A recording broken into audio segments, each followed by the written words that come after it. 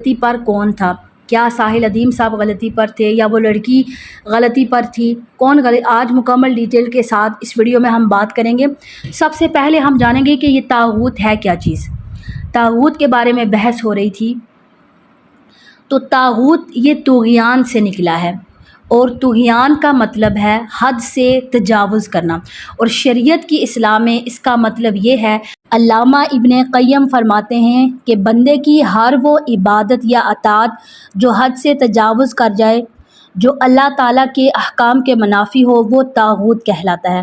تو بندے کی عبادات اللہ کے سوا شیطان کی ہو، کسی انسان کی ہو، مردہ، پتھر، سورج، بت وغیرہ، کسی کی بھی اطاعت ہو شرع احکام کو چھوڑ کر ان کے منافی ہو، تو وہ طاغوت ہے۔ کوئی بھی چیز جو اللہ تعالیٰ کے احکام کے مقابلے میں ہو تو وہ طاغوت ہے، چاہے وہ فردی ہو، اجتماعی ہو، جس بھی طرح سے ہو۔